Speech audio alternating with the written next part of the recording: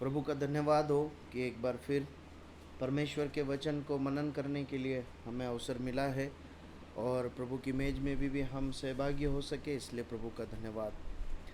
आइए कुछ देर के लिए हम पिछले सप्ताह जिस भाग का अध्ययन किया था उसी अध्ययन में आगे की ओर बढ़ेंगे। हम निकालेंगे पहला तीमुथियुस उसका 6वां अध्याय और उसकी 6 आयत से 21 आयत तक एक बार और जल्दी से पढ़ लेंगे। 1 तिमोथी चैप्टर 6 वर्स 6 to 21। जिन्हें भी अगुवाई हो जोर से और स्पष्ट शब्दों में पढ़ सकते हैं। 6 से 21।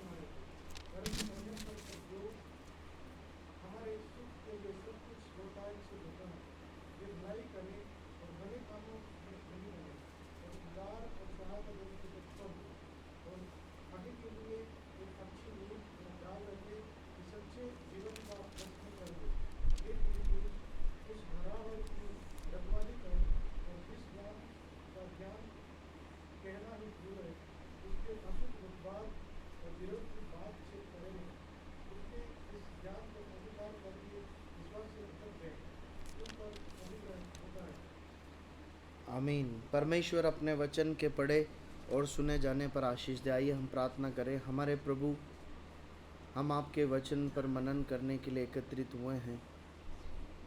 पिता, आप हमसे बातचीत करें प्रभु। एक बार फिर हमें प्रभु कायल करके हमारे अंदर एक सच्चा पश्चाताप उत्पन्न करके हमें नया बनाए प्रभु।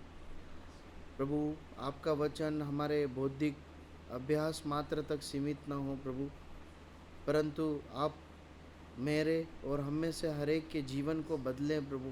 हम व्यवहारिक रीति से अपनी दिनचर्या में इन्हें लागू कर पाएँ, देख पाएँ प्रभु। आप हमारी सहायता करें प्रभु। आपके वचन को सुनने में प्रभु, मनन करने में, आपकी वाणी को सुनने में कुछ भी रुकावट है प्रभु, हमारे पापों को क्षमा कर प्रभु। हम माफ़ी मांगते हैं कि कई बार हम आपके वचन पर नहीं चले।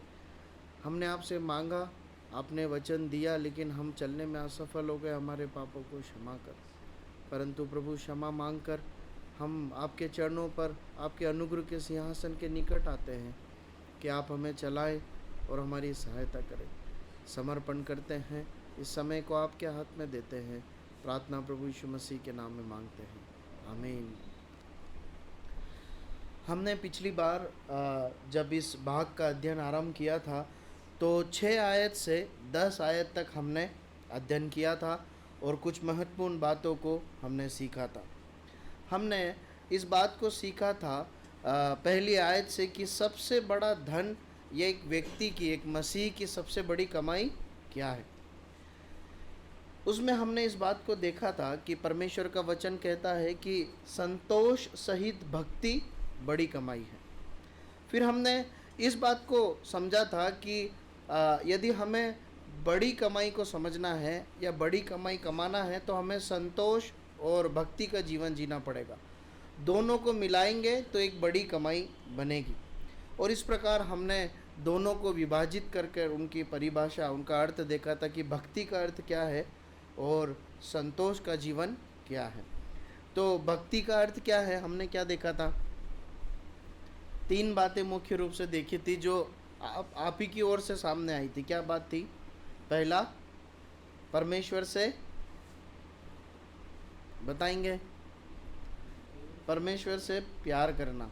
दूसरा, वचन पढ़ना और उसके अनुसार चलना। और तीसरा, वचन पढ़ने और उस पर चलने के लिए परिश्रम करना और अपने जीवन के हर क्षेत्र को प्रभु यीशु की प्रभुता के लिए देना और समर्पण करना।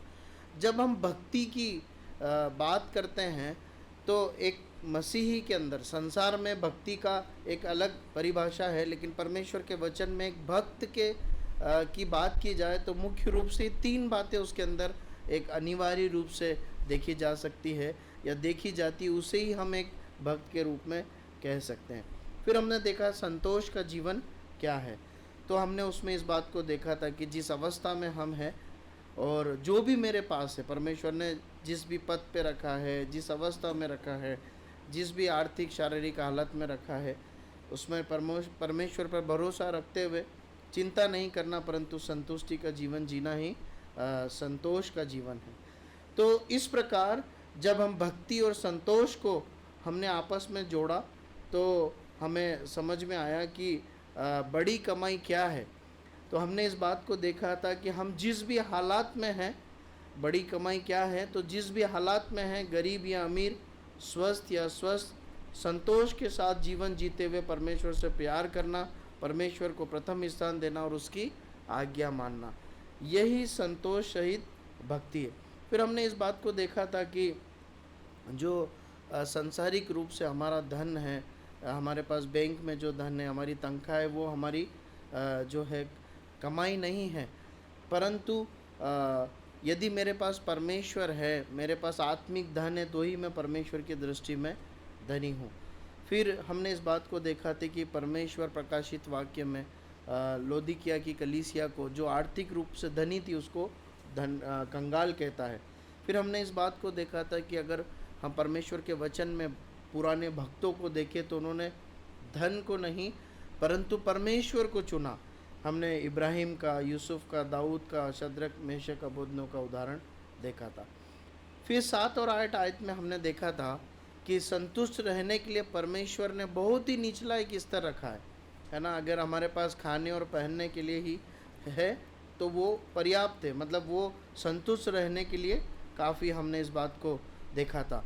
फिर हमने इस बात को देखा था कि संसारिक ज़रूरतों के लिए अपना चैन खो देना या अत्यधिक चिंता करना अन्य जाति लोगों के लक्षण है, क्योंकि वो उसी में लगे रहते हैं। परंतु जो है परमेश्वर के लोग परमेश्वर के राज्य और धर्म की खोज करते हैं।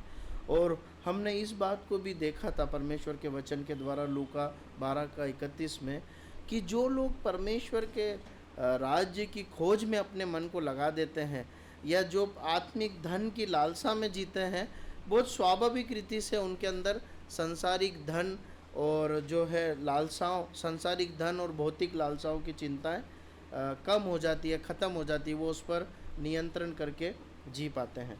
उसके बाद हमने 9 से 10 आयत में देखा था कि जो है धन अपने आप में बुरा नहीं है, मतलब धन में बुराई नहीं है, परंतु धनी बनने की लालसा करना या लालच करना पाप है या उसमें बुराई है। और हमने इस बात को देखा था कि परमेश्वर के जो भक्त लोग हैं वो भी धनी हुए।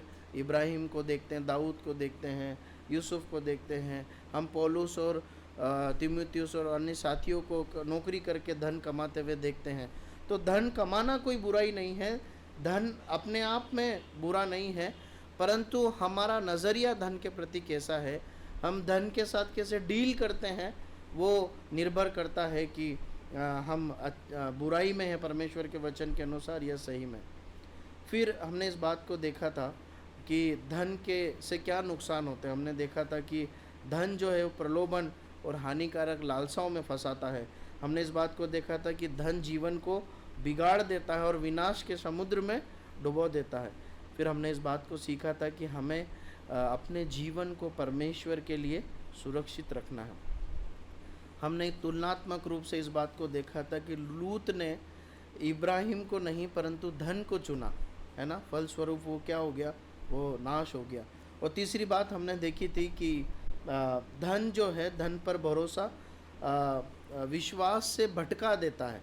जब हम धन पर निर्भर होने लगते हैं तो परमेश्वर पर हमारा भरोसा हट जाता है। और फिर हमने इस बात को देखा कि लूत ने धन चुना तो वो कंगाल हो गया, इब्राहिम ने परमेश्वर को चुना तो वो धनी हो गया। अपने जीवन में प्राथमिकताओं को हमें सेट करना है, हम किसको चुनेंगे।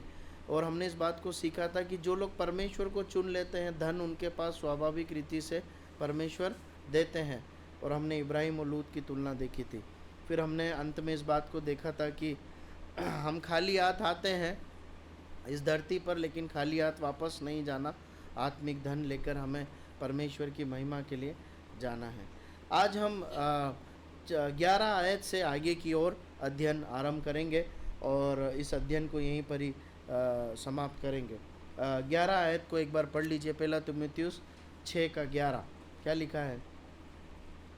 परमेश्वर के जन को इन बातों से भाग और धर्म भक्ति विश्वास प्रेम धीरज और नम्रता का पीछा कर। अब देखिए, यहाँ पर परमेश्वर का वचन बताता है कि तू इन बातों से भाग और कुछ अन्य बातों का पीछा कर। तो किन बातों से भागना है? किन बातों से भागना है जी, बताएंगे? किन बातों से भागना है? धन के लोभ से भागना है। संसारिक धन के लोभ या लालच से हमें भागना है ना। धन से भागना है ऐसा नहीं लिखा है ना। बहुत सावधानी से समझना है। हमें अपनी ज़रूरतों के लिए परमेश्वर ने ठहराया है कि मेहनत करके, नौकरी करके, परिश्रम करके रोटी कमाना। परमेश्वर का वचन कहता है जो मेहनत ना करने पाए वो खाने भी ना पाए। तो धन से नहीं भागना, परंतु धन की लालसा से, धन की चिंता से, संसारिक धन से भागना है। और किसका पीछा करना है? कुछ बातें दी गई है उनका पीछा करना। देखिए, परमेश्वर के वचन में है ना, अनेक जगहों पर है ना भागने के लिए कहा गया है ना। पौलुस तीमुथियुस को कहता है कि जवानी की अभिलाषाओं से भाग। पता है, जब मैं इस भाग का मनन कर रहा था तो इस प्रकार एक बात परमेश्वर के वचन में मुझे सीखने को मिली कि वास्तव में किसी भी प्रकार का प्रलोभन या लालसा क्यों ना, चाहे वो धन की हो या किसी कोई और शारीरिक अभिलाषा या पाप का प्रलोभन, हम चलते चलते उससे दूर नहीं जा सकते। आप समझ रहे हैं? बहुत तेज़ी से उससे एकदम एग्जिट करना है, उससे एकदम से भाग कर उसमें से निकलना है। देखिए, यूसुफ को जब हम देखते हैं तो पाप के प्रलोभन में जब वो ऐसा अवसर आया कि वो गिर पड़े तो उसने क्या चुना? वो उसने वहाँ से तुरंत भाग जाना चुना। देखिए, यदि हम अपने ऊपर आने वाली प्रलोभन या लालसाओं या बुरे कुछ आदत हैं उनसे यदि हम सोचेंगे ना कि ठीक है मैं धीरे धीरे करके करूँगा, धीरे धीरे करके निकलूँगा, है चलते चलते, ऐसे टल्ले खाते हुए पाप को ना नहीं किया जा सकता। बहुत फर्मली, बहुत निश्चय के साथ, दृढ़ निश्चय के साथ यदि हम उसके विपरीत दिशा में भागेंगे तभी हम पाप से बच पाएंगे। और जब मैं बात कह रहा हूँ, मैं विश्वास करता हूँ कि आप इस बात को रिलेट कर पा रहे होंगे। जब हमने बड़ी दृढ़ता से किसी भी पाप के विरुद्ध में भागने की कोशिश की, उसमें से निकलने के लिए बहुत कर्मठता के साथ परिश्रम किया, तो हम उसमें से निकल गए। लेकिन जहाँ भी हमने लापरवाही की, वहाँ पर हम उसमें से निकल नहीं पाए। तो एक महत्वपूर्ण बात हम सीखते हैं कि जहाँ भी हमें विजय पाना है, जिन बातों से बचना है, वहाँ से बहुत ही तेज़ी के साथ हमें एग्जिट करना, हमें वहाँ से भागना है। अच्छा, उतना ही काफ़ी नहीं है, परंतु कुछ बातों की ओर फिर बढ़ना है। कुछ बातों से भागकर दूर जाना है और कुछ बातों की ओर भागते हुए उसके नज़दीक पहुंचना है। देखिए, परमेश्वर के वचन में एक सिद्धांत ऐसा समझ में आता है कि एक मसीह को केवल इतना काफ़ी नहीं है कि वो पाप को या पाप की गंदी अभिलाषाओं को बस मना करते रहे। मैं ऐसा नहीं करूँगा, मैं वो नहीं देखूँगा, मैं वो नहीं सोचूंगा, मैं वहाँ नहीं जाऊँगा। केवल इतना काफ़ी नहीं है। जो नहीं करना है उसको ना कर कर नहीं करना, परंतु जो करना है उसके लिए अपने आप को देना, तब एक सही मसीह जीवन की ओर हम बढ़ पाते हैं। तब हमारी आत्मिक उन्नति हो पाती। और अगर और सरलता से कहें तो सही मायने पर हम पाप या प्रलोभन पर तभी जय पाते हैं जब हम उनसे दूर भागकर जहाँ की ओर भागना है, जिन आत्मिक बातों की ओर परिश्रम करना, वहाँ पर परिश्रम कर पाए। प्रभु सहायता करें। अब यहाँ पर परमेश्वर का वचन हमें कुछ बातों का पीछा करना के बारे में सिखाता है। सबसे पहली बात क्या लिखा है? सबसे पहली बात वचन में लिखा है। स्लाइड बंद हो गई, कोई बात नहीं। वचन में लिखा है किस बात का पीछा करना है। सबसे पहले हमें धर्म का पीछा करना है। धर्म मतलब क्या? हम परमेश्वर के वचन में अगर धर्म समझे तो क्या समझेंगे? धार्मिकता मतलब सरल शब्दों में क्या, कैसे समझेंगे? परमेश्वर के वचन परमेश्वर की आज्ञाएं है ना, परमेश्वर के विधि नियम वचन आज्ञाएं, ये है धर्म, है ना। देखिए, संसार धर्म की कोई कुछ और परिभाषा बताता है ना, लेकिन परमेश्वर का वचन जब धर्म की बात करता है तो धर्म, परमेश्वर के वचन में मसीह धर्म का अर्थ है परमेश्वर प्रभु यीशु मसीह के पुत्र पर विश्वास करके उसके वचनों पर चलना। तो हमें परमेश्वर की आज्ञाएं वचन विधि नियमों के पीछे भागना है, उसको अपने जीवन पर लागू करना है। दूसरी बात क्या लिखी है? भक्ति मतलब क्या है? हमने बहुत अच्छे से भक्ति को समझा। क्या है? एक आत्मिक व्यवहारिक जीवन। भक्ति का जीवन मतलब कुछ कर्म कांडों तक सीमित नहीं है, परंतु ये एक ईश्वरीय जीवन है जिसे हम अपने देह में जीने के लिए परिश्रम करते हैं। ईश्वरीय चरित्र है, ईश्वरीय गुण है जो हम परमेश्वर से पाते हैं, सीखते हैं और उसे अपने व्यवहारिक जीवन में लागू करते हैं। तो धर्म अर्थात आज्ञा और वचन, भक्ति अर्थात आत्मिक व्यवहारिक जीवन। तीसरी बात क्या है? विश्वास। देखिए, हमें विश्वास का पीछा करना ऐसा लिखा है ना। परमेश्वर का वचन इस प्रकार हमें सिखाता है कि परखो कि तुम मसीह में हो कि नहीं, तुम विश्वास में बने हुए कि नहीं, ये बीच बीच में टटोलना बहुत ज़रूरी है। तो जब हम मसीह जीवन में आगे बढ़ते हैं ना, तो कई बार जो है नकारात्मक परिस्थिति आती, नकारात्मक हालात आते हैं, उसमें प्रभु पर भरोसा रखते हुए आगे बढ़ना है। उसके बाद चौथी बात देखते हैं, क्या लिखा है? प्रेम, है ना, प्रेम। तो हमें न केवल सांसारिक धन और लालसाओं के प्रेम से भागना है, परंतु परमेश्वर को प्रेम करने के लिए अपने आप को देना है और सविश्वासियों के प्रेम में बढ़ना है। वहाँ पर लिखा है प्रेम में बढ़ना, है ना। तो मेरी और आपकी जिम्मेदारी है कि व्यवहारिक रीति से हम इसके लिए अपने आप को दें। देखिए, कई बार है ना, हम ऐसा सोचते हैं कि प्रेम तो ऐसे अपने आप आता अंदर से, है ना, तो प्रेम कर लो। परमेश्वर का वचन ऐसे भावनाओं से प्रेरित प्रेम से प्रेम करना नहीं सिखाता, परंतु परमेश्वर का वचन सिखाता है कि आ, परमेश्वर के वचन के आधार पर जैसा मसीह ने हमसे प्रेम किया, हमें एक दूसरे से प्रेम करना। मसीह ने हमसे कैसा प्रेम किया? आज हम पढ़ रहे थे कि हम शत्रु थे, हम दूर थे, हम पापी थे। एक भी बात, मतलब एक कतरा भी हम में ऐसा था क्या कि परमेश्वर हमें पसंद करके हमसे प्रेम करे? नहीं। क्या हम में कुछ भी ऐसी बात थी क्या कि परमेश्वर थोड़ा सा भावुक हो जाए? नहीं। लेकिन फिर भी परमेश्वर ने प्रेम किया। प्रियो, परमेश्वर से प्रेम करना और अपने सविश्वासी भाई बहनों से प्रेम करने के लिए हमें किसी बाहरी फोर्स की ज़रूरत नहीं होना चाहिए, वरन उनके व्यवहार, उनका जो व्यवहार हमारे साथ है, वो कैसे हमारे साथ डील करते हैं, ये भी उसका मापदंड नहीं होना चाहिए। परमेश्वर का वचन हमारा मापदंड है। परमेश्वर के वचन के आधार पर हमें सच्चाई से उनसे प्रेम करना। कठिन है, परंतु करना है, यह आज्ञा है। उसके बाद 5वीं बात हम देखते हैं, वहाँ पर लिखा है धीरज का पीछा करना। अब धीरज मतलब क्या होता है? धीरज मतलब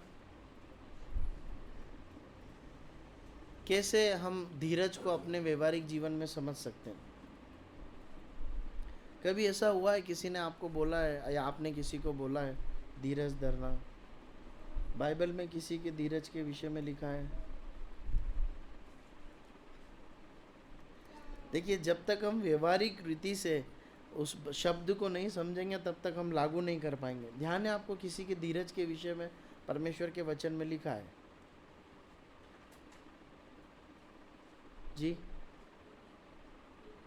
जी, एलिया के विषय में लिखा है। अय्यूब के धीरज के विषय में लिखा है। अय्यूब मतलब एलिया मुझे मालूम नहीं है, इसलिए अय्यूब के धीरज के विषय में लिखा है, याद है आपको? अय्यूब के धीरज के विषय में लिखा है। हम अय्यूब के जीवन से धीरज को देख सकते हैं। कैसे देख सकते हैं? उसका सब कुछ जाता रहा, पर उसने परमेश्वर में धीरज धरा, है ना। वो परमेश्वर से प्रेम करता रहा, आज्ञाकारी बना रहा, उसने पाप नहीं किया। हमारे जीवन में भी कई बार ऐसे मौके आते हैं जब परमेश्वर हमें धीरज धरना सिखाता है। धीरज धरने का सरल अर्थ है कि ठहरे रहना या इंतज़ार करना, या प्रभु निकालेगा या प्रभु उपाय करेगा, इस बात की उम्मीद में अपने मसीह जीवन को जीना, ये है धीरज धरना। देखिए, बहुत कठिनाई से ये गुण या ये बातें हम सीख पाते हैं, मतलब व्यवहारिक जीवन की बात कर रहा हूँ मैं। क्योंकि जब ऐसे हालातों से हम गुजरते हैं ना, तो कई बार धीरज धरना बहुत कठिन होता है।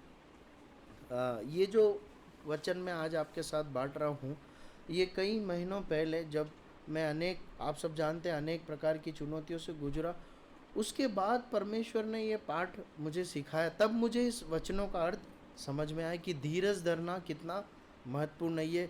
ये हमें सीखना चाहिए, ये हमें सीखना चाहिए। उसके बाद 6ठी बात को हम देखते हैं कि किस बात का पीछे करना? नम्रता का। मुझे नम्र बनने के लिए परिश्रम करना या नम्रता का पीछा करना। देखिए, कई बार है ना, परमेश्वर हमें बदलने के लिए, हमारे प्रत्युत्तरों को, हमारे मनोदशा को, हमारे सोच विचारों को, हमारे हमारे हृदय को बदलने के लिए है ना, हमें नम्र बनाता है। और उसके लिए कई बार वो नकारात्मक परिस्थितियों में से हमको लेकर चलता। देखिए, एक भाग पढ़िए व्यवस्था विवरण की पुस्तक 8 अध्याय और 2 और 3 आयत। व्यवस्था विवरण की पुस्तक 8 अध्याय 2 और 3 आयत।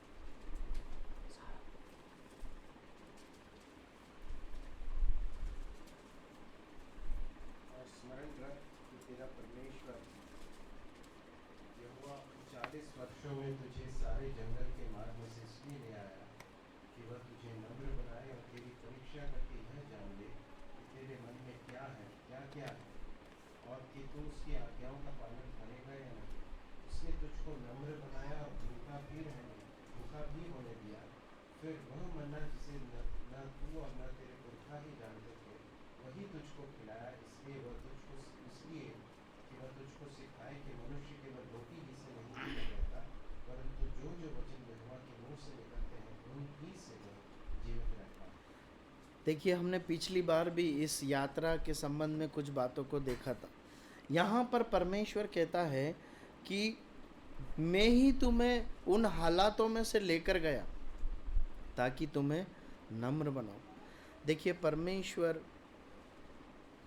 आसानी से बिना किसी कमी के जूझते हुए भी इसराइलियों को कनान देश तक पहुंचा सकता, लेकिन परमेश्वर उन्हें अपनी भक्ति के लिए उस देश में भक्तिपूर्ण जीवन जीने के लिए तैयार करना चाहता था। इसलिए परमेश्वर उन्हें उनके जीवन को क्या कर रहा था, तैयार कर रहा था। उनके हृदय को जांचने के लिए, उनको नम्र बनाने के लिए परमेश्वर ने नकारात्मक परिस्थितियों को उनके जीवन में भेजा।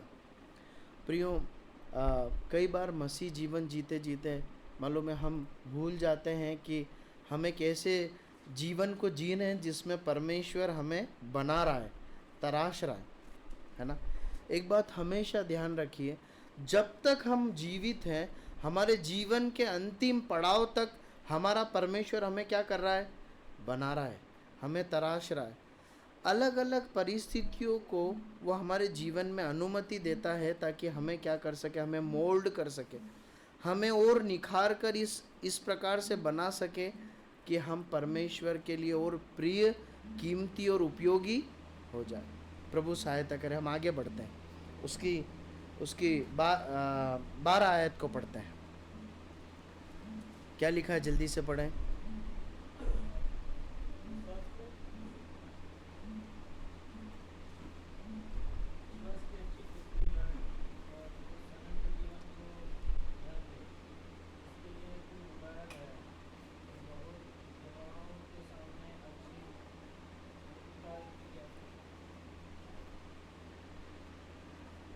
लिखा है, विश्वास की अच्छी कुश्ती लड़ और उस अनंत जीवन को धर ले। देखिए, प्रभु यीशु मसीह इस संसार के लोगों को केवल अपने ऊपर विश्वास करने के लिए ही नहीं बुलाता, परंतु जो विश्वास कर लेते हैं उन्हें विश्वास की कुश्ती लड़ने के लिए भी चुनौती देता है। देखिए, यदि एक सच्चे मसीही के रूप में, एक सच्चे भक्त के रूप में हमें तैयार होना है ना, तो केवल विश्वास करना काफ़ी नहीं है। स्वर्ग जाने के लिए विश्वास करना काफ़ी है, लेकिन परमेश्वर के राज्य में बहुत कुशल एक विश्वासी, एक बहुत उदाहरणीय विश्वासी और परमेश्वर के राज्य में बहुत एक उपयोगी एक शिष्य बनने के लिए विश्वास की कुश्ती लड़ना आना बहुत जरूरी। आप समझ रहे हैं, विश्वास काफ़ी नहीं, कुश्ती लड़ना भी काफ़ी बहुत ज़रूरी है, यहाँ पर लिखा है।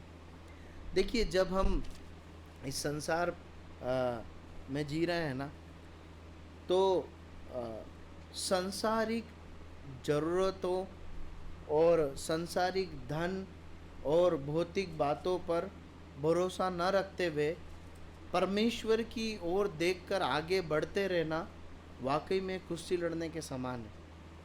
आप मानते हैं इस बात को? सरल है क्या? सरल नहीं है। आप परमेश्वर के वचन में उन लोगों को उठाकर देखिए, उनके जीवन को पढ़िए जिन्होंने धन को या अपने महिमा को, सुख सुविधाओं को या पाप करने के प्रलोभन को जब इनकार कर दिया और परमेश्वर को चुन लिया, इस विश्वास के साथ कि परमेश्वर इसका प्रतिफल देगा या परमेश्वर मुझे चलाएगा। आप उस भाग का जब अध्ययन करेंगे, उस घटना का जब अध्ययन करेंगे, तो आपको समझ में आएगा कि ये एक वाकई में बहुत बड़ा एक द्वंद्व है। ये कुश्ती लड़ने के समान है कि मैं किसको चुनूं, मैं धन को चुनूं या मैं परमेश्वर को चुनूं, मैं सांसारिक सुख सुविधाओं को चुनूं या मैं परमेश्वर को चुनूं। यदि आप इब्राहिम के जीवन को देखेंगे, क्या सचमुच में बहुत आसान है कि अपने अपने जन्मभूमि, रिश्तेदार और पिता और सब को छोड़कर एक एक परदेशी की ना यात्रा करने के लिए निकल जाए? ये सरल है क्या? नहीं है। एक अपने आप से, अपने विवेक से कुश्ती लड़ने का एक एक समय है जहाँ पर परमेश्वर पर भरोसा इसको चुना जाए या अपनी बुद्धि समझ का सहारा लिया जाए। हम यूसुफ को देखते हैं, जब उसने पाप के प्रलोभन को मना कर दिया। कठिन है क्या? नहीं है। पाप करके उसी कंफर्ट में जीना आसान था, लेकिन उसने क्या चुना? उसने चुना कि मैं ये पाप नहीं करूँगा, और उसके परिणाम स्वरूप उसे जेल में रहना पड़ा। प्रभु सहायता करे। देखिए, हम नहीं जानते कि कब कब ये समय आएगा, है ना। जो लोग कुश्ती लड़ते हैं, मतलब जो कुश्ती की प्रतिस्पर्धा लड़ते हैं, वो रोज कुश्ती की प्रतिस्पर्धा नहीं लड़ते, है ना। रोज होती है क्या प्रतिस्पर्धा? नहीं, कभी कभी होती, लेकिन उसकी तैयारी रोज होती है ना। उस हृदय के साथ हमें जीना कि विश्वास की कुश्ती हम अच्छे से लड़ पाए। ठीक है, अब इसकी 13 आयत से 16 आयत तक हम आगे की ओर पढ़ेंगे। 13 आयत से 16 आयत तक पढ़ लीजिए। मैं तुझे परमेश्वर को जो सबको जीवित रखता है और मसीह यीशु को गवाह करके जिसने पुन्तियुस पिलातुस के सामने अच्छा अंगीकार किया, यह आज्ञा देता हूँ कि तू हमारे प्रभु यीशु मसीह के प्रकट होने तक इस आज्ञा को निष्कलंक और निर्दोष कर, जिसे वह ठीक समय पर दिखाएगा, जो परम धन्य और एकमात्र अधिपति और राजाओं का राजा, प्रभुओं का प्रभु है। और अमरता केवल उसी की है, और वह अगम्य ज्योति में रहता है, और न उसे किसी मनुष्य ने देखा है और न कभी देख सकता है। उसकी प्रतिष्ठा और राज्य युगानुयुग रहेगा। आमीन। देखिए, अब यहाँ पर है ना, पौलुस जो है तीमुथियुस के सामने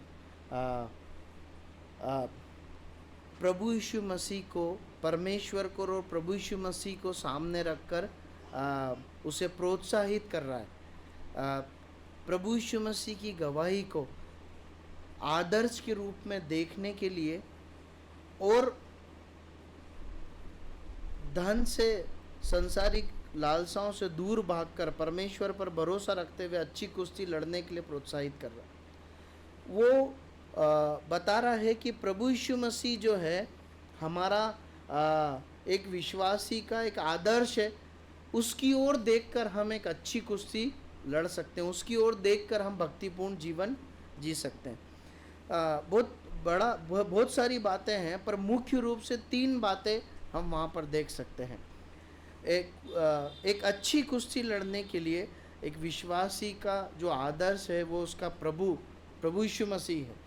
और मुख्य रूप से 3 बातें अगर आप मनन करेंगे ना, तो आप अन्य बातों को भी ढूंढ पाएंगे, पर यहाँ पर हमने 3 बातों को देखेंगे जो हमें मसीह के लिए जीवन जीने के लिए, मसीह के लिए विश्वास की कुश्ती लड़ने के लिए हमें प्रोत्साहित करती है, हमारे सामने आदर्श है। पहली बात, प्रभु यीशु मसीह हमारे पापों के लिए बलिदान हुआ, है ना। हम उस भाग में इस प्रकार पढ़ते हैं कि और मसीह यीशु को गवाह करके जिसने पुन्तियुस पिलातुस के सामने अच्छा अंगीकार किया, यह आज्ञा देता हूँ। कहाँ पर कौन सी घटना का जिक्र है? प्रभु यीशु मसीह जब पिलातुस के सामने, उस पूरे घटनाक्रम को हम स्मरण रखें, अगर हम उस पर ध्यान करें, तो क्या प्रभु यीशु मसीह कोई मजबूर थे कि वो क्रूस पर उनको चढ़ना ही है? नहीं।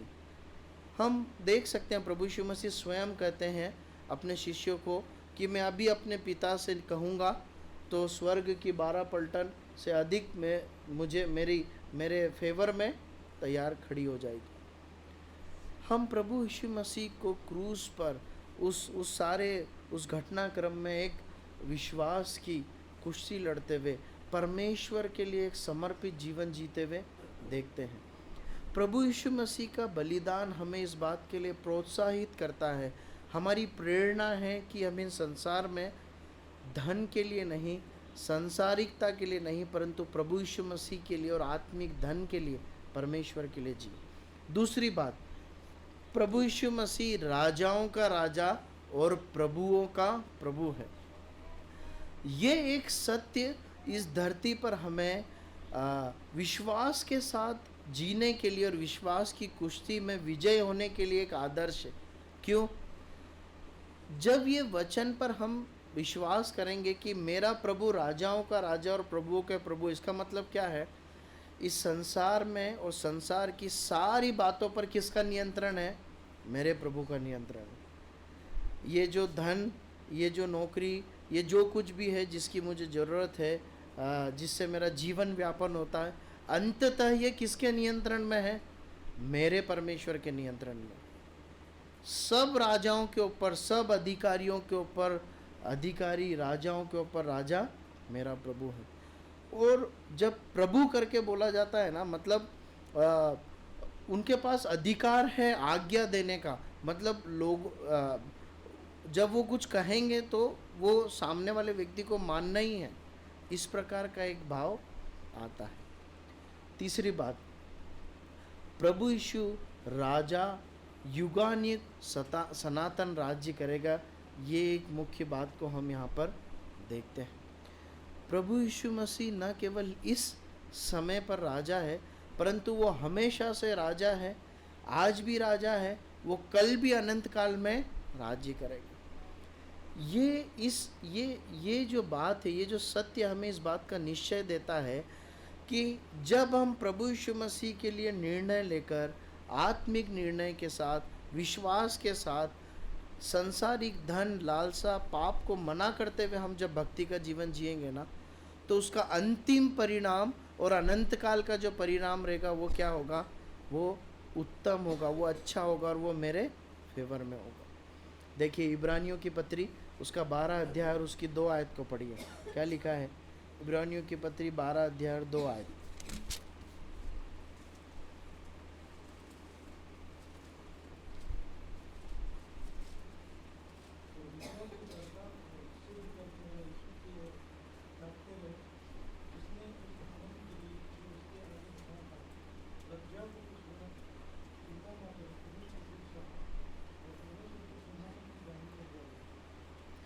देखिए यहाँ पर लिखा है कि हम प्रभु यीशु मसीह की ओर ताकते रहें। प्रियो, मैं आपको बताना चाहता हूँ कि संसार में जब हम मसीह जीवन जी रहे हैं ना, तो निश्चय हमारे सहविश्वासी भाई बहन जो लोग होते हैं ना, वो भी हमारे लिए एक अच्छा आदर्श और एक अच्छा उदाहरण रखते हैं। लेकिन अंततः फाइनली, अल्टीमेटली हमारा जो आदर्श है वो कौन है मालूम है? हमारा प्रभु यीशु मसीह है। कई बार ऐसा हो सकता है कि कुछ बातों में हम किसी भाई और बहन को आदर्श रूप में देखें, लेकिन कुछ बातों में कमी संभव है। लेकिन एक प्रभु यीशु मसीह है जिसे हर हालत में, जिसकी ओर हम देख सकते हैं। किसी भी बात के लिए हम उससे 100% सही को या परमेश्वर की दृष्टि में खरी बात को सीख सकते हैं। प्रभु सहायता करे। हम आगे बढ़ते हैं और हम आते हैं 17वीं आयत की ओर। 17वीं आयत की ओर आते हैं। क्या लिखा है? पढ़ लीजिए।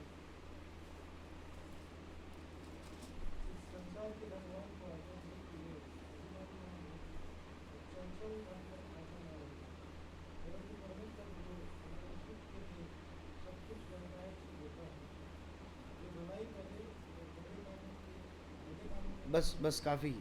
देखिए यहाँ पर धनवानों को परमेश्वर का वचन बताता है। क्या कहता है कि धनवानों को आज्ञा दें कि अभिमानी ना हो और चंचल धन पर आशा न रखें। देखिए परमेश्वर हमें धन देते हैं, है ना? देते हैं कि नहीं देते हैं?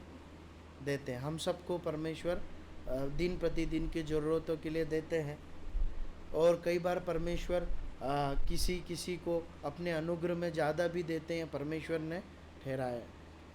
धन परमेश्वर ने दिया, अच्छी बात है, परंतु हमारा भरोसा उस धन पर नहीं होना चाहिए। परमेश्वर ने नौकरी दी, अच्छी बात है, परंतु भरोसा नौकरी पर नहीं होना चाहिए। परमेश्वर ने हमें टैलेंट दिया है ना, परमेश्वर ने हमें कई कई प्रकार की क्या बोलना चाहिए, प्रोफेशनल स्किल्स दिए। कुछ लोग अच्छा काम करते हैं चिकित्सा के क्षेत्र में, कोई आर्थिक क्षेत्र में अच्छा काम करते हैं, कुछ लोग जो होता है बिल्डिंग बनाने का अच्छा काम करते हैं, कुछ लोग मैनेजमेंट का अच्छा काम करते हैं। आप समझ रहे हैं, सबके अपने अपने गुण हैं, परमेश्वर ने उन्हें नवाजा है। परंतु हमें अपनी विशेषताओं, योग्यता, टैलेंट पर नहीं, हम अपने धन पर नहीं, जो कुछ परमेश्वर ने दिया उस पर नहीं, पर किस पर भरोसा रखना है?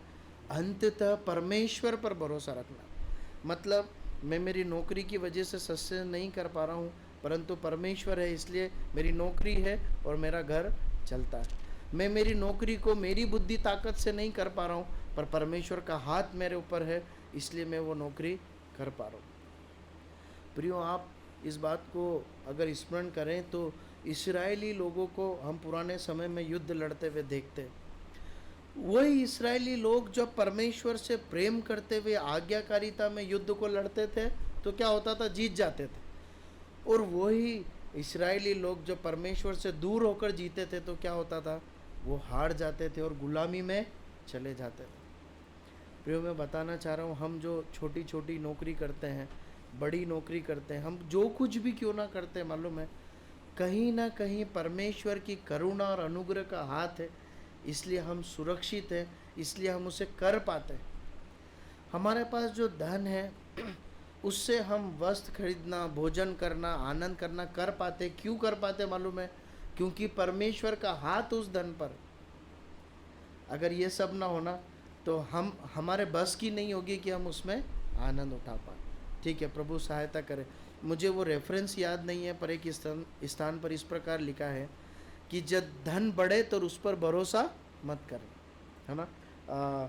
मैं उसे ढूंढ नहीं पाया, वहाँ पर ऐसा लिखा है, जब धन बढ़े तो उस पर भरोसा मत करना। मतलब आज नहीं है, कल धन होगा, पर भरोसा परमेश्वर पर ही रखना है। ठीक है, प्रभु सहायता करे। 18 आयत की ओर आते हैं। 18 आयत क्या लिखा है?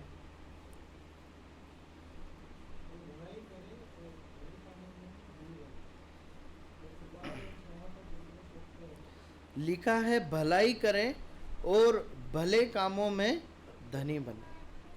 देखिए, एक तरफ परमेश्वर का वचन संसारिक धन और लालसाओं से दूर भागने की शिक्षा देता है, और दूसरी तरफ आत्मिक धन कमाने के लिए हमें आज्ञा देता है या हमें प्रोत्साहन देता है।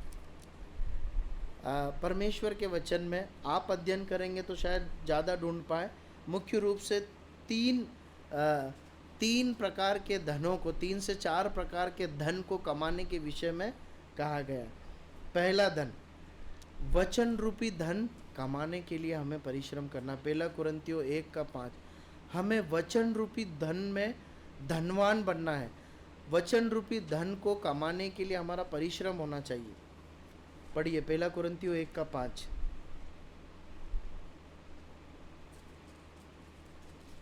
1 कुरिन्थियों 1:5।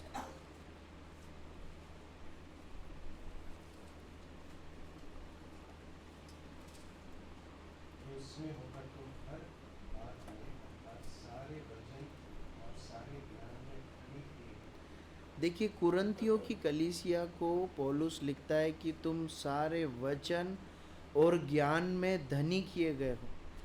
प्रियो, परमेश्वर द्वारा वो किए गए हैं, ऐसा कुरिन्थियों के विश्वासियों को पौलुस समझाता है। प्रियो, परमेश्वर चाहता है कि इस धरती पर रहते हुए हम आत्मिक धन से धनवान होवें और ज्ञान में भी। देखिए, इस संसार में ना शैतानी ज्ञान है, भौतिक ज्ञान है, हाँ, विज्ञान है, बहुत सारा ज्ञान की कमी नहीं है। लेकिन कितने लोग हैं जिनके पास परमेश्वर का वचन रूपी ज्ञान है? इसका मतलब मैं ये नहीं बोल रहा हूँ वचन कितने याद है, वो नहीं, वचन की समझ कि कैसे उसे अपने जीवन में लागू किया जाए, कैसे परमेश्वर को जाना जाए और कैसे दूसरों को परमेश्वर का प्रकाश पहुंचाया जाए। उस ज्ञान की बात हो रही।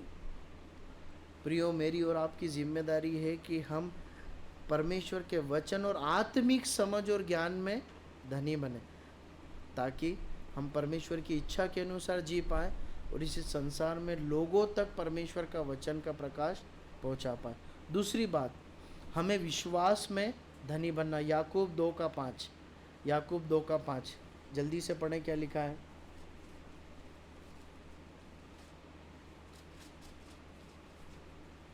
मेरे प्रिय भाइयों सुनो, क्या परमेश्वर ने इस जगत के कंगालों को नहीं चुना कि विश्वास में धनी और उस राज्य के अधिकारी हो जिसकी प्रतिज्ञा उसने उनसे की है जो उससे प्रेम रखते हैं। देखिए, उसको सरल करके पढ़ेंगे तो उसका अर्थ क्या निकलता है मालूम है। क्या परमेश्वर ने इसलिए नहीं चुना कि तुम विश्वास में धनी बन जाओ, है ना। क्या परमेश्वर ने इसलिए नहीं चुना कि विश्वास में धनी बनो। प्रियो, हमें ना विश्वास में धनी बनना है। कुछ हो या ना हो, हमारे पास क्या होना बहुत जरूरी है, विश्वास रूपी धन होना बहुत जरूरी है। प्रियो, फिर एक बार हम परमेश्वर के उन भक्तों के जीवन को पलट कर देखें। हाँ, अय्यूब को देखते हैं, उसके पास सब कुछ चला गया, पर मैं आपसे पूछना चाहता हूँ कि वो विश्वास में धनी था या नहीं था। था। हम यूसुफ को देखते हैं, उसके पास से सब कुछ चला गया, पर उसके पास विश्वास रूपी धन था। ऐसे अलग अलग भक्तों के जीवन को हम देखेंगे तो हम पाएंगे उन्होंने समय समय पर सब कुछ खोया, पर एक बात को बचा के रख लिया, अपने परमेश्वर को और परमेश्वर रूपी आत्मिक धन को अपने पास बचा के रख लिया। देखिए, आज की दुनिया में है ना, जो है बहुत सारे, हम टीवी भी जब देखते हैं, मैच देखते हैं, कुछ भी, तो बहुत सारे इन्वेस्टमेंट की बातें की जाती है ना, मतलब एड बताए जाते हैं, ये सही है, ये इसमें इन्वेस्टमेंट सही है। प्रियो, एक विश्वासी के रूप में हमें अपने इन्वेस्टमेंट को, अपने आत्मिक धन विश्वास को बार बार टटोलना जरूरी है। प्रभु हमारी सहायता करे। फिर हम तीसरी बात देखते हैं, भले कामों में धनी बनना। वो हम यहीं पर ही पढ़ते हैं, 1 तीमुथियुस 6:18। भले कामों में धनी बनना मतलब क्या है, क्या काम है भले काम, कैसे, किन बातों को हम भले कामों में ले सकते हैं, बताएंगे।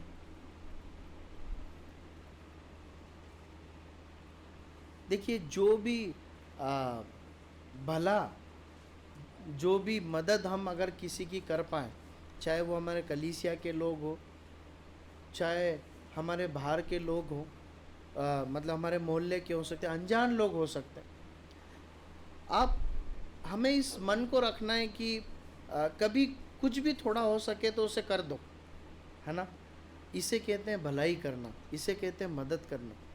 हो सकता है हमारे लिए वो छोटी सी बात हो, लेकिन सामने वाले के लिए वो बहुत बेहतर परिणामों को कई बार लेकर आती। केवल धन से ही मदद नहीं की जाती, परंतु अनेक प्रकार से हम लोगों की मदद कर सकते हैं। और जब हम भलाई करते हैं ना लोगों की, तो लोगों के पास परमेश्वर के वचन का प्रकाश पहुंचता है। हम प्रभु यीशु मसीह को देखते हैं, वो इस धरती पर बलिदान देने आया था मनुष्य के पापों के बदले, लेकिन हम अनेक आश्चर्य कर्म करते हुए उसको देखते हैं। हम शिष्यों को देखते हैं ना, वो इस प्रकार किया करते थे, वो आश्चर्य कर्म करके लोगों को चंगा करते थे, तेल और मालिश करके लोगों की सेवा करके भलाई करके चंगा करते थे। हम एक बहन के विषय में पढ़ते हैं जो वस्त्रों को बनाकर बेचकर परमेश्वर के लोगों की सेवा किया करती थी। जो भी अवसर मिले भलाई करने का, उसे चूकना नहीं है। प्रभु सहायता करें। मैं एक छोटी सी बात आपको बताना चाहता हूँ, मतलब मैं अपने आप को नहीं बताना चाहता हूँ, पर मैं एक उदाहरण बताना चाहता हूँ कि लोगों पर बहुत प्रभाव पड़ता। पिछले मुझे याद है, शायद कुछ समय बीत गया, 1 आध साल हो गया होगा, बरसात के, आपको मालूम है हमारे प्लॉट, खाली प्लॉट पे वो गटर का सब पानी भरा था। उस दौरान एक भैया जा रहे थे बाइक से, और उनके पास कुछ तख्ती में कुछ सामान था, मतलब एक आध कुछ शायद एग्जामिनेशन बोर्ड था। बच्चों के लिए ले जा रहे होंगे तो वो गिर पड़ा, और उसी समय पर मेरा बाहर आना हुआ। तो वो आगे निकल गए, वो गिर पड़ा, फिर वो रुके। तो उससे पहले कि वो जाए, मैंने वो तख्ती उठा ली और वो अपने पास रख ली। फिर वो भैया पीछे आए और मैंने उनको पानी दिया कि आप ये सब धो लो। फिर मैंने उन्हें रोका और मैंने उन्हें बोला, आप रुको, आप ऐसे घर तक नहीं जा पाओगे, आप। मैंने उनको एक थैली दी और बोला, आप चले जाओ। अब ये सब वो देख रहे, कुछ नहीं बोले। फिर वो गाड़ी पे बैठ कर मुझे बोलते हैं, सर मुझे आपका नाम बताइए और मुझे आपका नंबर दीजिए।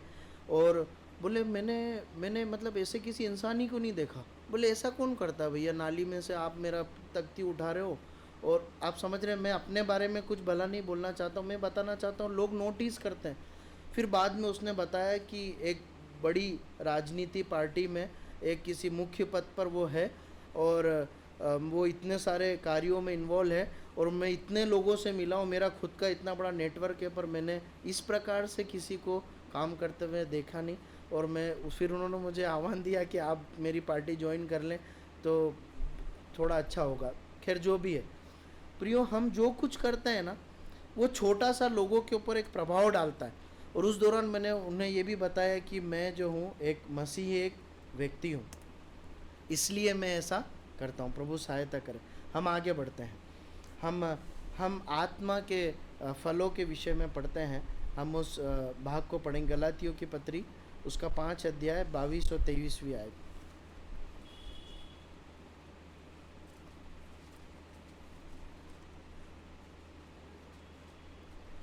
गलातियों 5। आत्मा का फल प्रेम, आनंद, शांति, धीरज, कृपा, भलाई, विश्वास, नम्रता और संयम है। ऐसे ऐसे कामों के विरोध में कोई भी व्यवस्था नहीं। देखिए, परमेश्वर के आत्मा के फलों में, उन गुणों में हमें परिश्रम करके उसमें बढ़ना, उसमें धनी बनना, एक बात को और हम सीख सकते हैं। उसके बाद हम एक मुख्य बात की ओर आते हैं।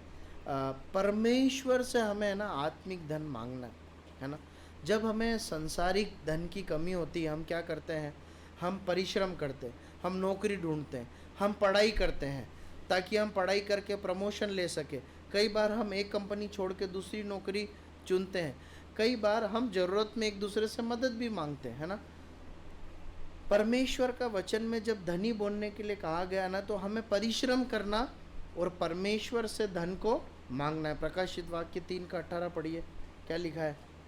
प्रकाशित वाक्य 3:18।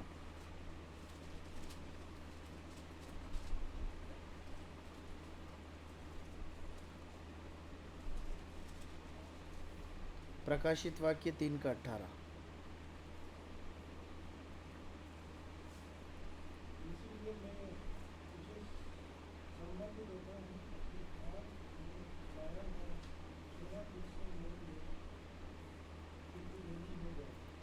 तो श्वेत वस्त्र ले ले, कि पहन कर तुझे अपने मुंडे पर बचा ना। देखिए, और परमेश्वर कहता है कि तू आग में ताया हुआ सोना किससे ले, मुझसे ले, कि तू धनी हो जाए। यदि हमें कंगालीपन का एहसास है ना, यदि हमें समझ में आता है मैं आत्मिक रीति से बहुत कंगाली में, समझौते में, दुर्दशा में जी रहा हूँ, तो किसके पास लौटने की ज़रूरत है। परमेश्वर के पास लौटने की ज़रूरत है।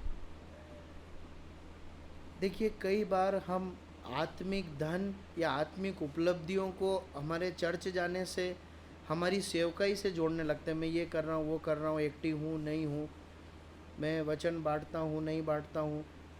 इससे आत्मिक धन तोला नहीं जाता। ये मुख्य पैमाना नहीं है, ये सब बात की बात है। मेरे पास परमेश्वर है या नहीं, मैं परमेश्वर में हूँ या नहीं, यही मेरा आत्मिक धन है। इसलिए परमेश्वर इस कलीसिया को कहता है, तू मेरे पास लौटा और मुझसे ले, मुझसे ले। प्रियो, प्रभु सहायता करे, हमें हमें परमेश्वर के पास लौट कर आना है यदि हमें आत्मिक धन पाना है। तो अंतिम आयत को पढ़ के समाप्त करेंगे। 19, 20 और 21 पढ़ लीजिए। मैं आगे के लिए एक अच्छी नहीं बात है कि सच्चे लोग का वचन है। एक दिन जो कुछ गुनाह है कि हत्या नहीं करे, और जैसा ज्ञान है कहना कुछ दे, इससे अशुद्ध विद्वान उपयोग करके की बातें से करे। इतने इस ज्ञान का अधिकार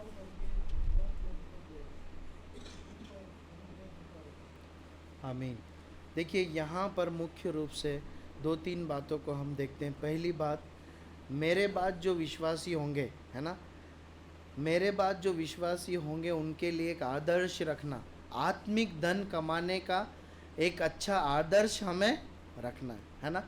हमने इस अध्ययन में दोनों सप्ताह में बार बार पुराने भक्तों का रेफरेंस दिया है ना, इब्राहिम, पौलुस, दानियल, शद्रक, मेशक, अबेदनगो। क्यों बोला? क्योंकि उन्होंने आदर्श रखा। अब ऐसा होना चाहिए, अगर प्रभु के आने में बहुत देर है और हम सब मर जाए तो लोग ऐसा एग्जाम्पल देना चाहिए कि मसीह मंडली के ये भाई बहन लोग थे जिन्होंने आत्मिक धन कमाने में बहुत अच्छा एग्जाम्पल सेट किया है। दूसरी बात, 20वीं आयत में हम पढ़ते हैं, जो धन प्रभु ने सौंपा है ना उसकी रक्षा करना। जो धन प्रभु ने सौंपा है, तीमुथियुस इस थाती की लखवारी कर। परमेश्वर ने 2 प्रकार का धन हमें दिया है, आत्मिक धन जिसके विषय में हम सीख रहे हैं, संसारिक धन जिसके विषय में भी हम सीख रहे हैं। ये दोनों प्रकार के धन दिए, दोनों की रक्षा करना है। परमेश्वर ने जो आत्मिक वरदान, गुण, कलीसिया, जो कुछ भी दिया है ना उसको गार्ड करो कि वो आगे और बढ़े। पर प्रभु ने जो पैसा दिया उसे भी बुद्धिमानी से खर्च करना है, ऐसे लापरवाही से उड़ाना नहीं है, बुद्धिमानी से खर्च करना, अपने और अपने लोगों की भलाई और आनंद के लिए, परमेश्वर की महिमा के लिए खर्च करना। ये आपकी और मेरी जिम्मेदारी है। कुलस्सियों 4:17 जल्दी से पढ़ लीजिए कोई भी। और अद्भुत उससे कहना कि जो सेवा प्रभु में तुझे सौंपी गई है उसे सावधानी के साथ पूरा कर। सावधानी के साथ पूरा करना। प्रियो, मैं आपको बताना चाहता हूँ, कई बार लोगों ने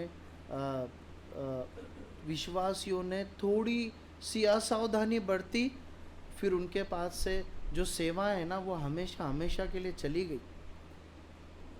थोड़ी सी लापरवाही के कारण गवाही चली गई। जो हमें धन मिला है ना वो बहुत कीमती है। क्या करके रखना? बचा के सावधान रखना। कई बार लापरवाही से बोलने के कारण, क्रोध करने के कारण, झगड़े करने के कारण, कुछ छोटे से लालच में गलत काम करने के कारण लोगों की गवाही क्या हो जाती है? ख़त्म हो जाती, वो धन चले जाता है। प्रभु सहायता करे। और फिर अंतिम बात हम देखते हैं, कितने लोग भटक गए हैं, हमें नहीं भटकना है। कई लोग भटक गए, पौलुस कहता है, परंतु हमें नहीं भटकना। अंतिम आयत पढ़ के समाप्त करें, इब्रानियों 6:4-6। इब्रानियों 6:4-6 क्या लिखा है? क्योंकि जिन्होंने एक बार ज्योति पाई है और जो स्वर्गीय वरदान का स्वाद चख चुके हैं और पवित्र आत्मा के भागी हो गए हैं और परमेश्वर के उत्तम वचन का और आने वाले युग की सामर्थ्य का स्वाद चख चुके हैं, यदि वे भटक जाए उन्हें मन फिराव के लिए फिर नया बनाना होगा। देखिए यहाँ पर एक जो मूल बात समझ में आती है वो ये है कि भटकना आसान है, परंतु अगर एक बार भटक के चले जाएं तो लौट आना बहुत कठिन होता है ना। आप समझ रहे हैं? असंभव नहीं है, परंतु लौटना हमेशा, भटकने के बाद लौटना हमेशा बहुत कठिन होता है और बहुत सारे दुष्परिणाम को लेकर आता है। अगर हम उड़ाऊ पुत्र के जीवन को देखेंगे, वो अपने बाप की सब धन संपत्ति को लेकर गया। वो थोड़ी धन संपत्ति लुटाने के बाद भी थोड़ी के साथ लौट सकता था, है ना, लेकिन इसलिए कि वो एक भटके हुए रास्ते पे चला गया, पूरा कंगाल होने के बाद बहुत दुर्दशा में वो लौट तो गया वो, लेकिन बहुत मुश्किल एक सफ़र होता है लौटने का। इसलिए अपने आप को भटकने से बचाना बहुत ज़रूरी है, क्योंकि भटक गए तो फिर लौटना, उसको अंडू करना, उसमें से वापस निकलने के लिए बहुत ज़्यादा समर्पण, परिश्रम और बहुत सारी चीज़ें लगती। प्रभु सहायता करे इन वचनों के द्वारा। प्रभु हमें आशीष दे और मुझे और आपको इस वचन पर चलने के लिए अनुग्रह दे। प्रभु के नाम की महिमा।